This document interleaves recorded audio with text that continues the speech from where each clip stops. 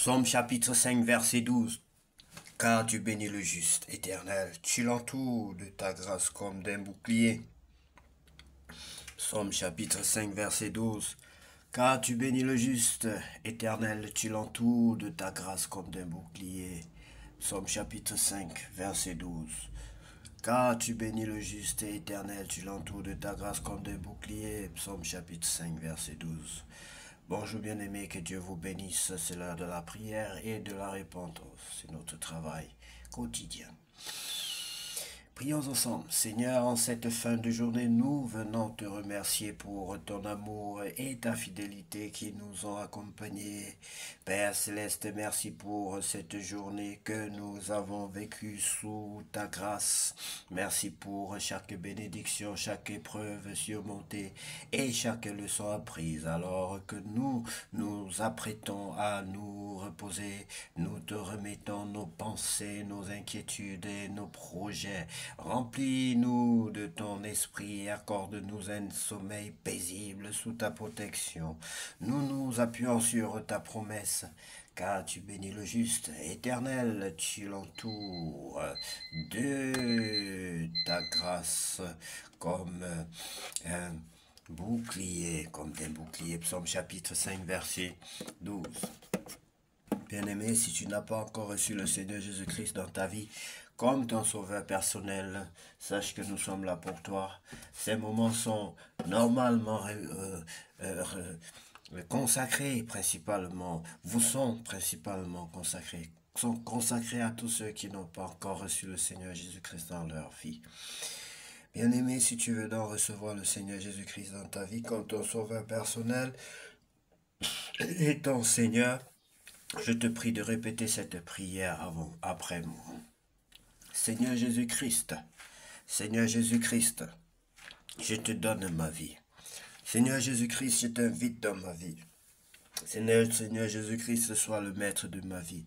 Sois le maître de ma vie. Seigneur Jésus-Christ, viens régner en maître et Seigneur dans ma vie, je t'en supplie. Viens régner en maître et Seigneur dans ma vie, Père Saint, je t'en supplie. Viens, je reconnais que je suis un pécheur qui a besoin d'un sauveur.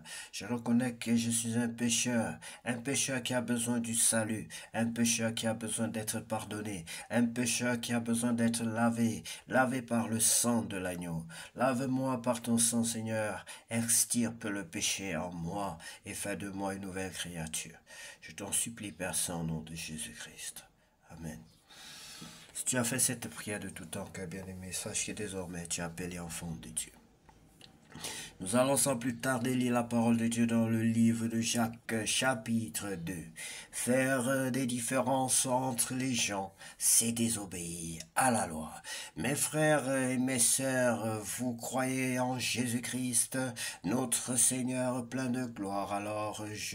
Alors ne faites pas de différences entre les gens. Prenons un exemple. Un homme vient là où vous êtes réunis, il porte une bague en or et des habits très beaux. Un pauvre vient à la même réunion, il est mal habillé. Vous montrez plus de respect à l'homme qui porte les beaux habits et vous lui dites,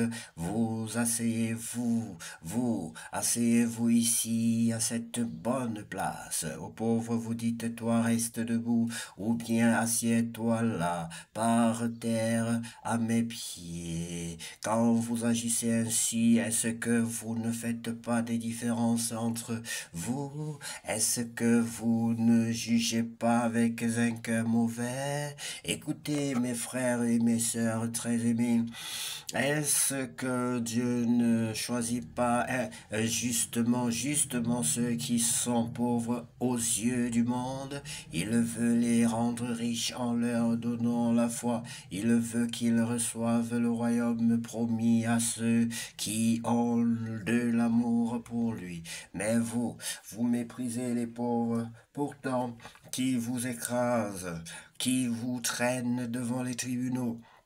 Ce sont les riches, n'est-ce pas? Ce sont les riches qui se moquent du beau nom que Dieu vous a donné. Les livres saints disent, aime ton prochain comme toi-même. C'est la loi du royaume et si vous obéissez à cette règle, vous agissez bien.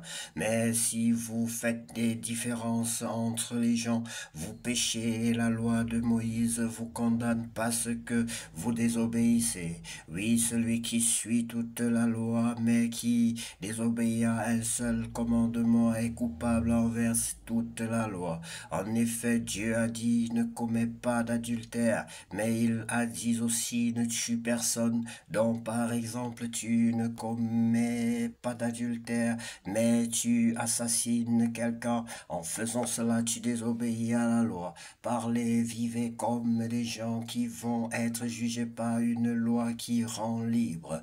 Oui, au moment du jugement, il n'y aura pas de pitié pour ceux qui n'ont pas eu pitié des autres. Mais même quand Dieu juge, il est plein de pitié. Croire sans agir fait mourir la foi. Croire sans agir fait mourir la foi. Croire sans agir fait mourir la foi, bien-aimé.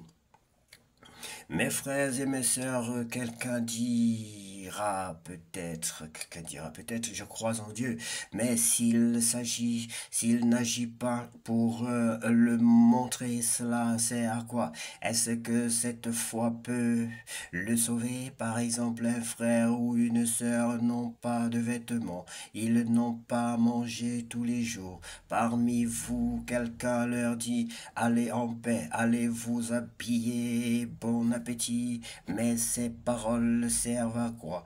Si vous ne leur donnez pas ce qu'il faut pour vivre, pour la foi, c'est la même chose si tu crois en Dieu, mais si tu n'agis pas, ta foi est complètement morte. La foi n'existe pas sans les actes. Quelqu'un dira peut-être tu as la foi, moi j'ai les actes. Je répondrai montre-moi comment ta foi peut exister sans les actes. Et moi je vais te montrer par mes actes que ma foi existe. Amen. Tu crois qu'il y a un seul Dieu, tu as raison. Les esprits mauvais le croient aussi. Et même ils tremblent de peur. Tu es stupide. Est-ce que tu veux la preuve que la foi sans les actes ne sert à rien? Abraham, notre ancêtre, comment est-ce que Dieu l'a reconnu comme juste? C'est quand il a offert son fils Isaac sur l'autel. N'est-ce pas? Tu vois, sans sa foi agissait par ses actes, et ceux-ci l'ont rendue parfaite. Alors, ce que les livres saints disent, c'est réalisé. Abraham a cru en Dieu, pour cela Dieu l'a reconnu comme juste, et il l'a appelé son ami. Vous voyez, Dieu reconnaît quelqu'un comme juste aussi à cause de ses actes, et pas seulement à cause de sa foi. Pour Rahab, la prostituée, c'est la même chose. Dieu l'a reconnue comme juste à cause de ce qu'elle a fait. En effet, elle a reçu chez elle des messagers du peuple d'Israël et elle les a aidés à partir par un autre chemin. Amen. Oui, sans le souffle, le corps est mort. De même aussi, sans les actes, la foi est morte. Voilà, bien aimé, j'espère que au moins un mot ou une phrase de ce chapitre nous aura édifié quelqu'un. Tu auras profité au moins d'un mot ou d'un chapitre, bien aimé, de ces écrits. Si c'est le cas, que Dieu te bénisse. Si tu n'as rien retenu aussi, je t'exhorte de relire la parole de Dieu tout en essayant de mémoriser et de la pratiquer, bien-aimé. Le plus important, ce sont les œuvres. Ce sont nos mouvements qui justifient que nous sommes en vie. Lorsqu'on ne respire plus, lorsqu'on ne bouge plus, la vie n'y est pas. Et c'est que l'apôtre Paul dit ici, que ce sont les œuvres qui habillent, qui expriment la foi, qui amènent le monde à croire que nous croyons en Dieu, à croire que nous avons Dieu en nous, bien-aimés. Il faut démontrer la foi par les œuvres. La foi sans les œuvres est une foi morte. Que Dieu vous bénisse abondamment et que cette nuit soit la plus belle de toutes les nuits déjà vécues sur cette terre au nom puissant de Jésus-Christ de Nazareth. Nous avons ainsi prié. Amen. Je sais ta parole dans mon cœur. Je sais ta parole dans mon cœur. Pour ne pas pécher contre toi, Seigneur. Je sais ta parole dans mon cœur. Pour ne pas pécher contre toi, Seigneur. Je sais ta parole dans mon cœur. Je sais ta parole dans mon cœur. Je sais ta parole dans mon cœur.